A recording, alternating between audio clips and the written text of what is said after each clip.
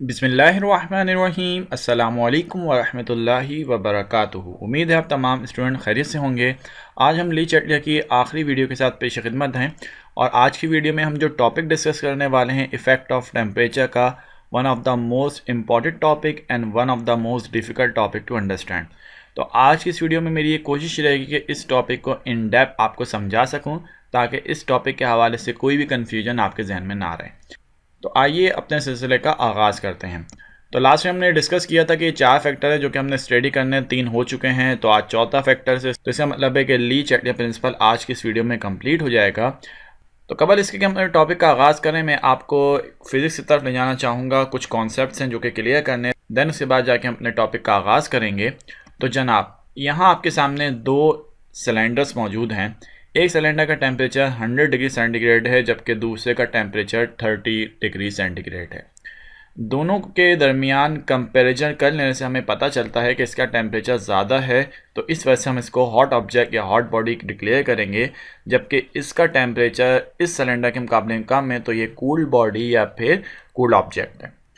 तो हम ये बात बाखूबी जानते हैं कि अगर हम 2 ऑब्जेक्ट्स को आपस में एक दूसरे के नज़दीक लेकर आएँ तो according to law of heat exchange, heat travel कर जाएगी from hot object to cooled object, और ये हॉट ऑब्जेक्ट अपनी जो भी एनर्जी से मौजूद है, जिस हद तक इसमें सलाहियत है, तो ये एनर्जी दूसरी ऑब्जेक्ट को जो कि टेम्परेचर के मुकाबले में से कम है उसको ट्रांसफ़र कर देगी।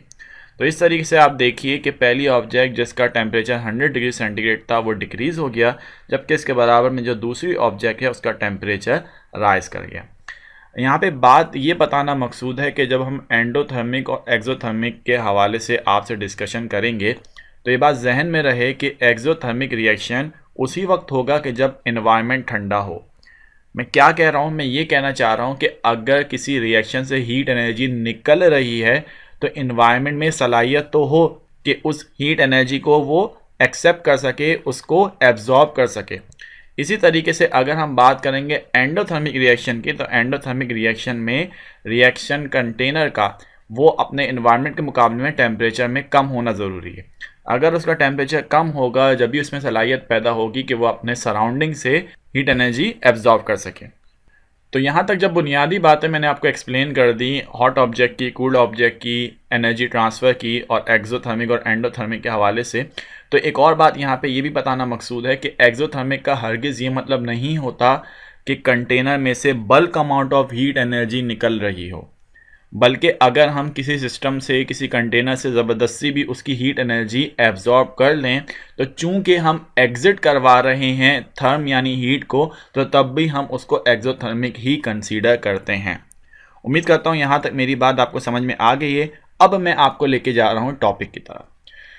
तो इफ़ेक्ट ऑफ टेम्परेचर का जो टॉपिक है उसमें हमें ये बात बताई जा रही है कि जो टेम्परेचर का इफ़ेक्ट है ली चैटलियर के मुताबिक वो डिपेंड करेगा टाइप ऑफ रिएक्शन के ऊपर। क्या मतलब टाइप ऑफ रिएक्शन का? यानी हम एक्सोथर्मिक और एंडोथर्मिक होने की बुनियाद पर इस इफेक्ट को स्टडी करने वाले हैं। सबसे पहले कुछ की पॉइंट्स हैं जो कि आपके सामने रख रहे हैं, देन उसकी एक्सप्लेनेशन आपको देंगे एक्सपेरिमेंटली। ठीक है, यहाँ पे सिर्फ लफ्जी बातें नहीं करेंगे, तो आज की वीडियो में भी हमारे पास प्रैक्टिकल डिमॉन्स्ट्रेशन है अपने कॉन्सेप्ट को क्लियर करने के हवाले से। तो पहले की पॉइंट ज़रा देख लें।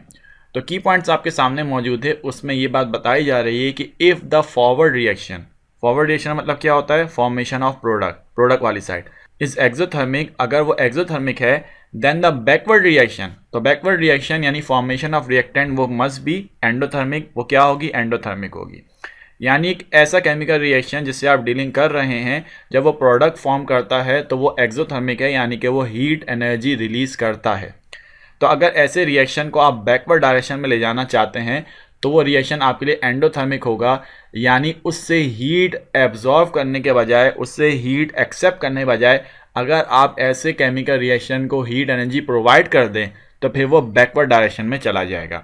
कैसे? आगे एक्सप्लेन करूँगा, थोड़ा सा इंतज़ार करना है आपने।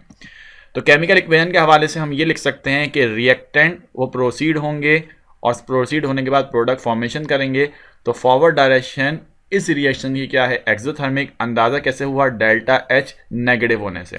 जब डेल्टा एच यानी चेंज इन एंथैल्पी नेगेटिव होती है तो इसका मतलब हमें आइडेंटिफिकेशन हो जाती है कि ये जो गिवन रिएक्शन है वो क्या है? एक्सोथर्मिक है।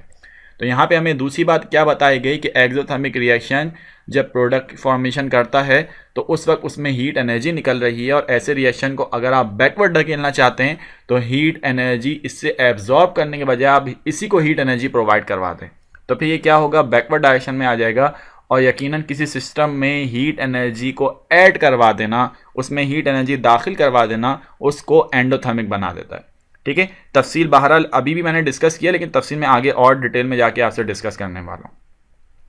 दूसरा की पॉइंट यह है कि अगर फॉरवर्ड रिएक्शन यानी कि फॉर्मेशन ऑफ प्रोडक्ट वो एंडोथर्मिक है, यानी हीट एब्जॉर्ब कर देने के बाद जाके रिएक्शन होता है और हीट के बगैर प्रोडक्ट की फॉर्मेशन नहीं होती, तो फिर जान लीजिए कि बैकवर्ड रिएक्शन वो क्या होगा, एक्सोथर्मिक होगा। यानी कि रिएक्शन को आगे बढ़ाने के लिए, रिएक्शन से रिएक्शन लेकर प्रोडक्ट बनाने के लिए जब आप हीट दे रहे हैं, अगर वही हीट आप एग्जिट करवा दें यानी निकाल लें, तो फिर अब रिएक्शन क्या हो जाएगा, फॉरवर्ड के बजाय बैकवर्ड डायरेक्शन की तरफ चला जाएगा और फिर वो रिएक्टेंट उसमें बनना शुरू हो जाएंगे। तो उसकी इक्वेशन भी यहाँ आपके सामने मौजूद है। अच्छा, अब इस इक्वेशन को जब हम कह रहे हैं कि फॉरवर्ड एंडोथर्मिक है, बैकवर्ड एक्सोथर्मिक है, तो इसको एक और अंदाज से लिखा जाता है। और ये बात हम और आप बाखूबी जानते हैं कि एक्सोथर्मिक और एंडोथर्मिक का आम हालात में अंदाज़ा डेल्टा एच की वैल्यू से लगाया जाता है। If it is negative so it is exothermic, while if it is positive then it is endothermic reaction. तो अगर इक्वेशन का हम स्प्लिट करेंगे तो स्प्लिट करने के बाद आप देखिए ये एग्जांपल आपके सामने रखी है, एक ऐसा रिएक्शन जिसका फॉरवर्ड क्या है, एक्सोथर्मिक, डेल्टा एच नेगेटिव है, क्लिफाई हो जाता है, तो इसका बैकवर्ड क्या है, एंडोथर्मिक। तो इसको हम ऐसे लिख सकते हैं, क्या हमने कहा फॉरवर्ड रिएक्शन एक्सोथर्मिक है ना, तो रिएक्टेंट जब रिएक्शन करेंगे तो क्या होगा, प्रोडक्ट के साथ हीट, एरो देखें ऊपर की तरफ है, यानी सिस्टम से हीट बाहर आएगी या उससे ज़बरदस्ती निकाली जा रही होगी। मैं दो अल्फाज इस्तेमाल करूँ, ज़रा गौर कीजिएगा। जब मैंने कहा एक्सोथर्मिक रिएक्शन हो रहा है यानी प्रोडक्ट फॉर्मेशन के साथ हीट निकल रही है, तो हीट निकलना ये ज़रूरी नहीं है, हम ज़बरदस्ती भी हीट निकाल सकते हैं। कैसे, वो मैं आपको एक्सप्लेन करूँगा।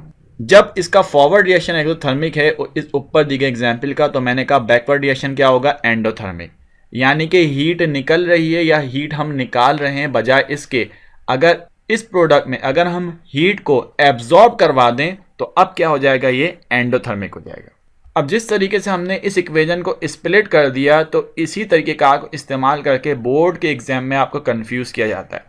वो आपको डेल्टा एच की वैल्यू नहीं देंगे, वो आपको एग्जाम्पल्स या इक्वेशन कुछ इस अंदाज से देंगे। जब आपसे कहा जाएगा रिएक्टेंट और प्रोडक्ट के साथ हीट लिखी हुई दिखाई देगी, तो इसका मतलब आपने क्या डिटेक्ट करना है, आपने यही डिटेक्ट करना है कि यहाँ पे आपको एक्सोथर्मिक रिएक्शन दिया जा रहा है। और जब आपने पहचान लिया कि एक्सोथर्मिक रिएक्शन है, तो कहेंगे आपसे कि ली चैटलियर प्रिंसिपल अप्लाई करो, और ली चैटलियर प्रिंसिपल अप्लाई करने के बाद जो भी ये डिमांड कर रहे हैं वो आंसर इन्हें लिख के दो। इसी तरीके से अगर इन्होंने डेल्टा एच की वैल्यू नहीं दी तो एंडोथर्मिक रिएक्शन आपको कैसे बयान करेंगे, यहाँ तो आपने पहचान लिया ना कि क्या है, एक्सोथर्मिक। लेकिन अगर एंडोथर्मिक रिएक्शन के लिए डेल्टा एच नहीं दिया तो उसको भी ये आपको इस तरीके से बयान करेंगे कि रिएक्टेंट के साथ हीट लिखी हुई होगी और हीट की मौजूदगी रिएक्टेंट साइड में इस तरफ इशारा करेगी कि रिएक्टेंट को हीट चाहिए ताकि ये रिएक्शन करे। अब अगर रिएक्टेंट को हीट चाहिए रिएक्शन करने के लिए, और ऐसा रिएक्शन जो कि हीट के साथ तले आगे प्रोसीड करता है, तो that reaction is called endothermic reaction. ठीक है, तो एग्जाम में अगर इक्वेशन इस तरीके से आए तो याद रखना कि अगर प्रोडक्ट में हीट दिखाई दे तो इसको क्या मानोगे आप लोग, एक्सोथर्मिक, और अगर रिएक्टेंट साइड में हीट का लफ्ज लिखा दिखाई दे तो इसको क्या कंसीडर करोगे आप लोग, एंडोथर्मिक रिएक्शन। यहां तक बात क्लियर है? ठीक है, अब आगे मूव करते हैं। आगे ये एंडोथर्मिक रिएक्शन है, अंदाजा इस बात से भी हो रहा है कि यहाँ पे डेल्टा एच की वैल्यू दी गई है। ठीक है, एंडोथर्मिक रिएक्शन किस हवाले से है, फॉरवर्ड के हवाले से, यानी प्रोडक्ट फॉर्मेशन के हवाले से अगर मैं इस केमिकल रिएक्शन को देखूं तो ये क्या है, एंडोथर्मिक है। बिकॉज अगर मैं नाइट्रोजन और ऑक्सीजन गैस को हीट एनर्जी प्रोवाइड करूंगा तब जाके इसमें रिएक्शन होगा, और रिएक्शन के बाद जाके नाइट्रिक ऑक्साइड फॉर्म होगी। अब अगर नाइट्रिक ऑक्साइड फॉर्म हो गई और इस रिएक्शन को अब मैं फॉरवर्ड के बजाय बैकवर्ड ले जाना चाहता हूं, तो जो हीट एनर्जी मैंने इसे दी वो मैंने वापस कर लेनी है। ठीक है, वो इससे वापस ले लेनी है, और हीट एनर्जी वापस ले रहा हूं यानी सिस्टम से हीट निकाल रहा हूं, एग्जिट करवा रहा हूं हीट को। ठीक है, हीट को थर्म कहते हैं। तो फिर ये रिएक्शन लफ्जन तो एक्सोथर्मिक हो जाएगा कि उससे हम हीट ले रहे हैं, और हीट ले लेने के बाद यकीनन ये रिएक्शन अब फॉरवर्ड डायरेक्शन में नहीं जाएगा, बिकॉज इसको हीट चाहिए। तो इसको हीट देने के बजाय जब हम इससे हीट ले रहे हैं तो अब क्या हो गया, क्या फॉरवर्ड रिएक्शन होगा? हरगिज़ नहीं, ये फॉरवर्ड रिएक्शन रुक जाएगा और हीट ले लेने के सबब ये अब बैकवर्ड डायरेक्शन में आ जाएगा। इसी बात को हम यहाँ ऐसे बयान करेंगे कि फॉरवर्ड रिएक्शन एब्जॉर्ब करता है हीट को, या फॉरवर्ड रिएक्शन होगा कि जब हीट एब्जॉर्ब होगी तो इसका मतलब ये हुआ कि अगर टेम्परेचर बढ़ाया तो टेम्परेचर बढ़ाने से क्या होगा, फॉरवर्ड रिएक्शन होगा। यानी कि टेम्परेचर का इंक्रीज करना वो फेवर करेगा फॉरवर्ड डायरेक्शन को, और जब ये फेवर करेगा फॉरवर्ड डायरेक्शन को तो इसका मतलब क्या निकला, इसका मतलब ये निकला कि मोर प्रोडक्ट विल फॉर्म। ठीक है, लेकिन इसका अपोजिट कर लें कि टेम्परेचर बढ़ाने के बजाय टेम्परेचर डिक्रीज कर दिया, या मैं कहूँ कि टेम्परेचर मैंने इससे वापस ले लिया, यानी कि इससे हीट एनर्जी मैंने बाहर निकाल ली। तो जो हीट एनर्जी मैंने इससे वापस ले ली, तो वापस ले लेने के बाद जाहिर है कि फॉरवर्ड रिएक्शन स्टॉप हो जाएगा। ना सिर्फ स्टॉप हो जाएगा बल्कि एनर्जी ले लेने की सबब ये अब बैकवर्ड डायरेक्शन में वापस आ जाएगा। मैं कह क्या रहा हूँ, आसान लफ्ज़ों में अगर आपको बयान करूँ कि अगर कोई शख्स आपको अपना बंगला, अपनी गाड़ी और अपना बैंक अकाउंट 1 घंटे के लिए दे दे और आप उसी गाड़ी में बैठ के सफ़र करके उसके आलीशान बंगले में तशरीफ़ लेकर आएँ, तब आप ख़ुद को क्या महसूस करेंगे? एक अमीर कबीर आदमी। लेकिन वो शख्स कहे जी जनाब ये सब कुछ वापस कर दें, तो वापस करने के बाद आप दोबारा क्या हो जाएंगे, अपनी बैकवर्ड डायरेक्शन में वापस घर आ जाएंगे। तो सिमिलरली एक ऐसा रिएक्शन जिसका फॉरवर्ड एंडोथर्मिक है, यानी एनर्जी एब्जॉर्ब करने के बाद होता है, तो अगर एनर्जी जो आप एब्जॉर्ब करवाते हैं वो उससे वापस ले लें तो यकीनन अब वो प्रोडक्ट फॉर्म नहीं करेगा बल्कि वो भी बैकवर्ड डायरेक्शन में वापस आ जाता है। तो इस बात को समझाने के लिए एक और केमिकल रिएक्शन आपके सामने रख रहा हूँ जो कि नाइट्रोजन डाइऑक्साइड और डाइनाइट्रोजन टेट्राऑक्साइड का है। इस रिएक्शन की ख़ास बात वही है जो कि पीछे हमने डिस्कस की कि इसका फॉरवर्ड रिएक्शन, यानी अगर इस रिएक्शन को प्रोडक्ट फॉर्मेशन के हवाले से देखें तो प्रोडक्ट फॉर्मेशन के हवाले से ये रिएक्शन क्या है, एंडोथर्मिक। यानी जब डाइनाइट्रोजन टेट्राऑक्साइड को हम हीट एनर्जी देंगे तब जाके ये नाइट्रोजन डाइऑक्साइड को फॉर्म करेगा।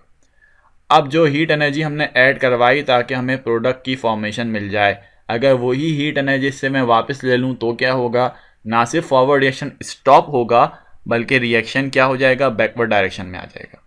ठीक है, क्योंकि मैंने इससे हीट वापस ले ली, हीट निकाल ली, एग्जिट करवा ली हीट, तो मैं इसको सो कॉल्ड एक्सोथर्मिक रिएक्शन कहूँगा। एक ख़ास बात यह है इस रिएक्शन को यहाँ डिस्कस करने की कि जो नाइट्रोजन डाइऑक्साइड है तो वो ब्राउन कलर गैस है, लेकिन जो डाइनाइट्रोजन टेट्राऑक्साइड है ये कलरलेस गैस है। और इसकी तस्वीर मैंने यहाँ आपके सामने भी रख दी है ताकि आप अंदाज़ा कर सकें। ऐसे ही कुछ एक्सपेरिमेंट में अभी आपसे डिस्कस करने वाला हूँ। अब देखो ये जो इक्वेशन लिखी है ना, इसको स्प्लिट करना है, स्प्लिट करना है 2 हाफ में। ठीक है, फॉरवर्ड क्या है, एंडोथर्मिक है, तो फॉरवर्ड एंडोथर्मिक है तो इसका मतलब है हीट आई तो रिएक्शन हुआ और नतीजतन क्या बनेगा, नाइट्रोजन डाइऑक्साइड। और नाइट्रोजन डाइऑक्साइड क्या है, ब्राउन कलर की गैस है। अब जो हीट एनर्जी हमने इसको एब्जॉर्ब करवाई ताकि ये क्या करे, नाइट्रोजन डाइऑक्साइड फॉर्म करे, अगर वही हीट एनर्जी से वापस लें तो क्या हो जाएगा कि ये बैकवर्ड डायरेक्शन में आ जाएगा। हीट वापस लेना, हीट बाहर निकाल लेना, यानी कि सो कॉल्ड ये एक्सोथर्मिक रिएक्शन हो जाएगा जिसके नतीजे में हमें कलरलेस गैस दिखाई देगी। अब इस बात को समझ लेने के बाद अब मैं ये रियल एक्सपेरिमेंट आपके सामने रखूँगा जिसमें आप इस बात को और अच्छे अंदाज से समझ लेंगे जनाब। तो अब इफ़ेक्ट ऑफ टेम्परेचर को हम इसी केमिकल रिएक्शन के लिए ऑब्जर्व कर रहे हैं। आइए इस एक्सपेरिमेंट को देख लेते हैं। तो ये एक एक्सपेरिमेंट है। अब आप देख सकते हैं कि इसमें एक कंटेनर है जिसमें ब्राउन कलर की गैस आपको नज़र आ रही है। ब्राउन कलर की गैस क्यों नज़र आ रही है, क्योंकि ये रिएक्शन इस वक्त एंडोथर्मिक यानी हीट को एब्जॉर्ब कर लेने के बाद आगे बढ़ा और इसने नाइट्रोजन डाइऑक्साइड बनाई। क्योंकि ये रिएक्शन केमिकल इक्विलिब्रियम वाला है जो कि फॉरवर्ड रिएक्शन बैकवर्ड रिएक्शन दोनों डायरेक्शन में प्रोसीड करता है, तो इस वक्त इस रिएक्शन मिक्सचर में 2 गैसेस मौजूद हैं। कौन कौन सी, नाइट्रोजन डाइऑक्साइड भी और डाइनाइट्रोजन टेट्राऑक्साइड भी। ठीक है, ये दोनों गैसेस का मिक्सचर इस कंटेनर में मौजूद है बिकॉज ये क्या है, केमिकल इक्विलिब्रियम में होने वाला रिएक्शन है जो कि फॉरवर्ड और बैकवर्ड दोनों डायरेक्शन में प्रोसीड करता है। आगे की तरफ बढ़ते हैं। अब हम करेंगे ये कि इस केमिकल रिएक्शन से हम हीट एनर्जी को एब्जॉर्ब करवा लेंगे। एब्जॉर्ब करवाने के लिए यहाँ पे लिक्विड नाइट्रोजन का इस्तेमाल किया जा रहा है। लिक्विड नाइट्रोजन क्या है जनाब, लिक्विड नाइट्रोजन हमारे सामने नाइट्रोजन गैस की लिक्विड फॉर्म है और इसका जो टेम्परेचर है ना वो temperature I guess -196 degree centigrade होता है। तो इसका मतलब यह है कि अगर इसमें कोई भी रूम टेम्परेचर की चीज़ डाल दी जाए तो ये लिक्विड नाइट्रोजन उसमें से टेम्परेचर को सोक करना स्टार्ट कर लेगी। तो चूंकि हमने अभी पीछे बात स्टडी की कि डाई नाइट्रोजन टेट्राऑक्साइड को हीट एब्जॉर्ब करवाएं तो फॉरवर्ड डायरेक्शन में नाइट्रोजन डाइऑक्साइड बनेगी, ठीक है। लेकिन अगर इसको हम क्या करें, इसमें से हीट दोबारा एग्जिट करवा लें, हीट इसमें से वापस ले लें, तो ये बैकवर्ड डायरेक्शन में आ जाएगी। और बैकवर्ड डायरेक्शन में आने के साथ क्या होगा, कलरलेस गैस की फॉर्मेशन होनी चाहिए।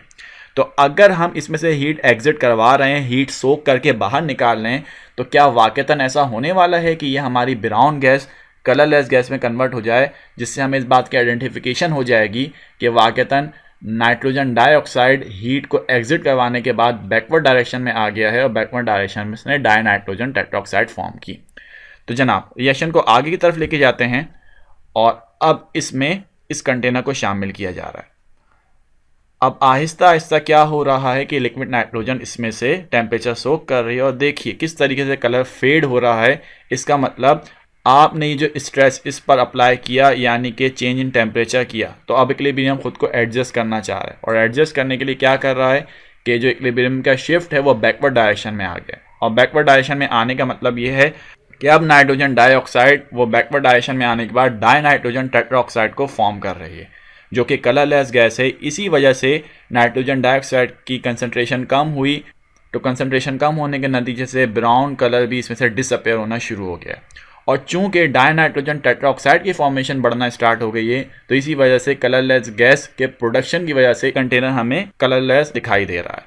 आगे बढ़ते हैं और आगे बढ़ने के बाद आप देखिए किस तरीके से ये पूरा रिएक्शन कंटेनर कलरलेस हो गया है, जो कि कुछ देर पहले अभी ब्राउन कलर का था।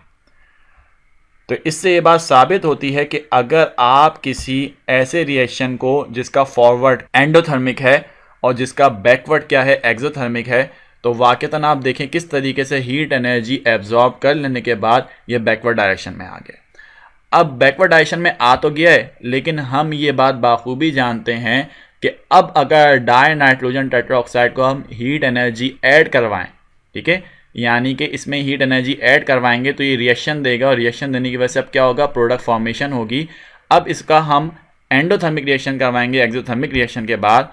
अब डाई नाइट्रोजन टेट्राऑक्साइड को हम हीट एनर्जी प्रोवाइड करेंगे। देखिए -196 डिग्री सेंटीग्रेड से अगर हम इसको रूम टेम्परेचर की तरफ भी लेकर आएँ तो देखें किस कदर इफेक्ट इस पर आ जाएगा। और इसी इफेक्ट के नतीजे में आप देखेंगे किस तरीके से वो कलरलेस गैस डिसअपेयर हो रही है और ब्राउन कलर की गैस दोबारा फॉर्म होना शुरू हो गई है। और यही है कि अगर आप इस रिएक्शन कंटेनर का टेम्परेचर 150 डिग्री सेंटीग्रेड तक बढ़ा देंगे तो ये मुकम्मल ब्राउन गैस में कन्वर्ट हो जाएगी। तो यकीनन हमने जो पीछे जो भी डिस्कशन की उस डिस्कशन को यहाँ हमने प्रैक्टिकली ऑब्ज़र्व किया, जिससे यकीनन आपको कुछ ना कुछ बात तो समझ में आ ही गई होगी। अब आगे मूव करते हैं और आगे अब हमें बात करनी है एक्सोथर्मिक रिएक्शन की। तो एक्सोथर्मिक रिएक्शन एक ऐसा रिएक्शन होता है कि जिसकी प्रोडक्ट फॉर्मेशन के वक्त हमें हीट एनर्जी मिल रही होती है। तो इस बात को हम ऐसे बयान करेंगे कि फॉरवर्ड रिएक्शन अमोनिया की फॉर्मेशन का वो क्या है, एक्सोथर्मिक है, यानी कि वो हीट को रिलीज़ करता है।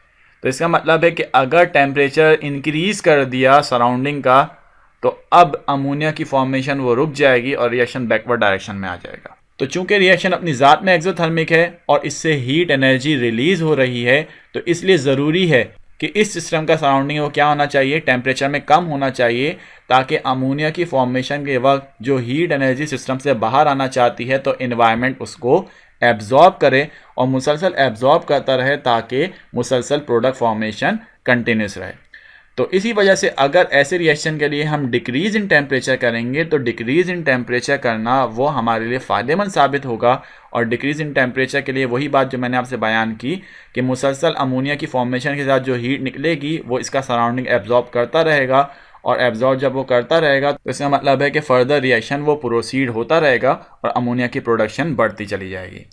लेकिन यहाँ पे सवाल ये पैदा होता है कि अगर एक्सोथर्मिक रिएक्शन में हीट एनर्जी निकल रही है और उसको हम फर्दर हीट एनर्जी प्रोवाइड कर रहे हैं, तो उससे नुकसान क्या है, उससे रिएक्शन बैकवर्ड डायरेक्शन में क्यों आ जाता है।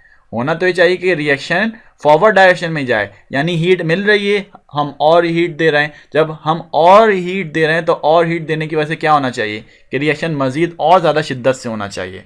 तो बहरहाल ऐसा नहीं है। ऐसा क्यों नहीं है, इसके लिए मैं आपको वही पिछली एग्जाम्पल देना चाहूँगा। आपने जब दो सिलेंडर के दरमियान कंपैरिजन किया तो इसका टेम्परेचर ज़्यादा होने की वजह से आपने इसको क्या कहा, हॉट बॉडी का।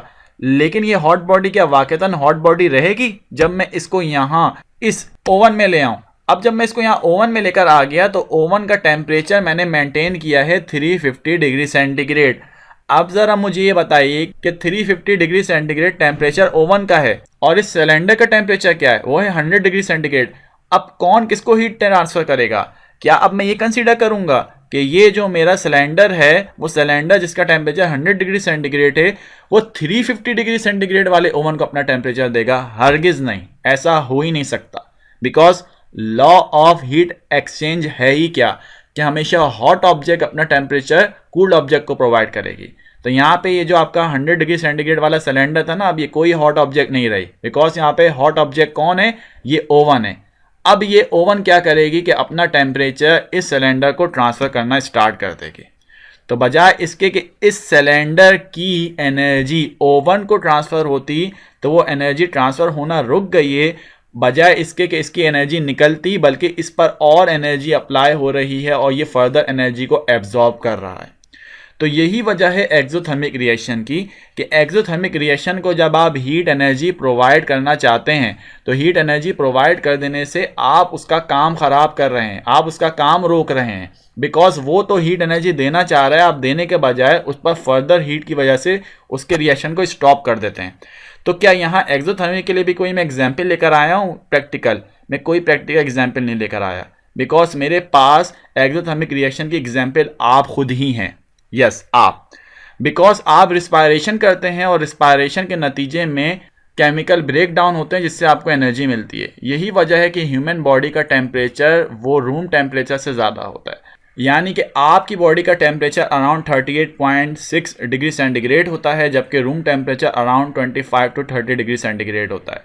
लेकिन अब आप मुझे बात बताइए, जब गर्मी का मौसम आता है और आप धूप में खड़े होते हैं, तो क्या धूप में खड़ा होना आपको बहुत अच्छा लग रहा होता है? नहीं, बल्कि धूप में आप खड़े होने के बजाय साया तलाश करते हैं, या अगर आपको गर्मी में ही काम करना होता है तो आप ठंडे मशरूबात का इस्तेमाल करते हैं, या फिर आप एसी वाले कमरे में आके बैठना पसंद करते हैं। बिकॉज आपको इन्वायरमेंट की ठंडक क्यों चाहिए? बिकॉज आपकी बॉडी मुसलसल एक्सोथर्मिक रिएक्शन कर रही है, और वो एक्सोथर्मिक रिएक्शन उसी वक्त करेगी कि जब इन्वायरमेंट इस काबिल हो कि वो आपकी बॉडी से टेम्परेचर को एक्सेप्ट कर ले। बजाय इसके कि आप इन्वायरमेंट को टेम्परेचर प्रोवाइड करें, इन्वायरमेंट खुद ही इतना गर्म हो जाए कि वो आप पर हीट एनर्जी को अप्लाई कर रहा हो, तो क्या होता है, आपका केमिकल रिएक्शन स्टॉप हो जाता है। आपकी बॉडी में हज़ारों केमिकल रिएक्शन हो रहे हैं, that chemical reaction called metabolic reaction.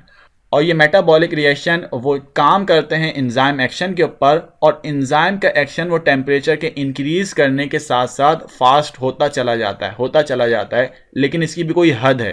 ठीक है, ऐसा नहीं कि आप टेम्परेचर ज़्यादा करते चले जाएं तो एंजाइम का एक्शन भी बढ़ता चला जाए, नहीं, बल्कि ख़ास हद तक एंजाइम टेम्परेचर के इफेक्ट को एक्सेप्ट करते हैं। जब हद से ज़्यादा टेम्परेचर प्रोवाइड कर दिया जाता है एंजाइम्स को, तो एंजाइम्स क्या हो जाते हैं, डीकम्पोज हो जाते हैं और मेटाबॉलिक रिएक्शन रुक जाते हैं। यही वजह है कि अगर हम ज़्यादा देर गर्मी में स्टे करें, तो ज़्यादा देर गर्मी में स्टे करने की वजह से होता यह है कि हमारे एंजाइम्स काम करना छोड़ देते हैं और हमारा मेटाबॉलिक रिएक्शन स्टॉप हो जाता है। इसी वजह से हम ठंडे इन्वायरमेंट की तरफ लौट आते हैं। अब अपोजिट कर लें, अपोजिट ये है कि जब सर्दी का मौसम आ जाए, तब सर्दी के मौसम में क्या होगा? तो सर्दी के मौसम में होता यह है कि हमारी बॉडी से टेम्परेचर इन्वायरमेंट मुसलसल एब्जॉर्ब करता रहता है। अब इन्वायरमेंट जब हमारी बॉडी से मुसलसल टेम्परेचर एब्जॉर्ब करता रहता है, तो हम क्या हो रहे होते हैं, वीक हो रहे होते हैं। तो इस वजह से हम अपनी बॉडी को टेम्परेचर प्रोवाइड कर देने की गर्ज से गर्म ग़िज़ाएँ खाते हैं, गोश्त वगैरह का इस्तेमाल करते हैं, मेवा जात का इस्तेमाल करते हैं, कॉफ़ी और टी और सूप का इस्तेमाल करते हैं, ताकि हम अपनी बॉडी को एनर्जाइज कर सकें। तो उम्मीद करता हूं कि ये एक्सोथर्मिक और एंडोथर्मिक रिएक्शन के हवाले से आज जो भी मैंने तफसीलात आपको बयान की वो आपको समझ में आई होगी। अब कंक्लूजन ले लेते हैं, और कंक्लूजन ये है कि टेम्परेचर का इंक्रीज़ किया जाना वो एंडोथर्मिक रिएक्शन को हमेशा फेवर करेगा, जबकि टेम्परेचर का डिक्रीज़ किया जाना वो एक्सोथर्मिक रिएक्शन को फेवर करेगा। बिकॉज एंडोथर्मिक रिएक्शन वो हीट के साए तले होता है, तो जितनी ज़्यादा हीट देंगे उतना ज़्यादा एंडोथर्मिक रिएक्शन प्रोसीड करेगा। इसकी सीधी साधी एग्जाम घर में चाय बनाने जैसी है कि अगर आपको चाय देर से चाहिए तो आप हल्की आंच पे उसको बना रहे होते हैं, लेकिन अगर आपको चाय जल्दी चाहिए और आप जल्दी चाहते हैं प्रोडक्ट को, तो आप चाय का चूल्हा तेज़ कर देते हैं, जिससे प्रोडक्ट फॉर्मेशन बढ़ जाती है। अगर मैं बात करूं एक्सोथर्मिक की, तो उसकी मिसाल मैंने ह्यूमन बॉडी से ही दी कि एक्सोथर्मिक रिएक्शन के लिए डिक्रीज इन टेम्परेचर होना वो फ़ायदेमंद है, बिकॉज ऑलरेडी रिएक्शन सिस्टम से हीट एनर्जी निकलना चाहती है। तो अगर इन्वायरमेंट ठंडा हो यानी डिक्रीज इन टेम्परेचर हो तो फिर ये एक्सोथर्मिक रिएक्शन कंटिन्यूस रहेगा, कंटिन्यूस हीट बाहर आएगी, इससे मतलब है कंटिन्यूस प्रोडक्ट फॉर्मेशन होती रहेगी। अब इन तमाम बातों का खुलासा हम टेबुलर फॉर्म में ले लेते हैं इस तरीके से कि एक एक्सोथर्मिक रिएक्शन की एग्जांपल आपके सामने मौजूद है, और जैसा कि पीछे हमने कंक्लूजन में देखा, तो इसका मतलब ये है कि एक्सोथर्मिक रिएक्शन के लिए इंक्रीज इन टेम्परेचर वो क्या करेगा, उसको बैकवर्ड डायरेक्शन की तरफ ले आएगा, जिससे रिएक्टेंट की फॉर्मेशन बढ़ जाएगी। लेकिन एक्सोथर्मिक रिएक्शन के लिए फेवरेबल कंडीशन है डिक्रीज इन टेम्परेचर। तो अगर हम टेम्परेचर को डिक्रीज करेंगे तो अब इससे इक्विलिब्रियम का शिफ्ट जो है वो फॉरवर्ड डायरेक्शन में हो जाएगा, जिससे मोर प्रोडक्ट विल फॉर्म, जिससे रिएक्शन मजीद प्रोडक्ट की फॉर्मेशन करना शुरू कर देगा। फिर उसके बाद एंडोथर्मिक रिएक्शन के हवाले से बात करें तो एंडोथर्मिक रिएक्शन के लिए बात हम बाखूबी जानते हैं कि ऐसे रिएक्शन के लिए इंक्रीज इन टेम्परेचर वो फेवरेबल होगा प्रोडक्ट फॉर्मेशन के हवाले से। तो increase in temperature will favour the reaction in forward direction, hence more product will form. जबकि डिक्रीज इन टेम्परेचर इसके लिए अनडिज़ायरेबल कंडीशन है, जिससे रिएक्शन बैकवर्ड डायरेक्शन में आ जाएगा। और ऐसे रिएक्शन की अगर हम बात करें तो इसमें फिर नाइट्रोजन और ऑक्सीजन की मिकदार वो बढ़ जाएगी और प्रोडक्ट की फॉर्मेशन रुक जाएगी। तो जनाब, इस टॉपिक को समझाने के लिए मैंने अपनी जितनी एनर्जी सर्व की है, मुझे ऐसा लगता है कि कुछ ना कुछ तो आपको ज़रूर समझ में आया होगा। तो वीडियो पसंद आई हो तो इसको लाइक कीजिएगा, अपने दोस्तों के साथ शेयर कीजिएगा और हमारे चैनल को सब्सक्राइब करना ना भूलिएगा। इंशाल्लाह नेक्स्ट वीडियो में दोबारा मुलाकात करते हैं। अल्लाह हाफिज़।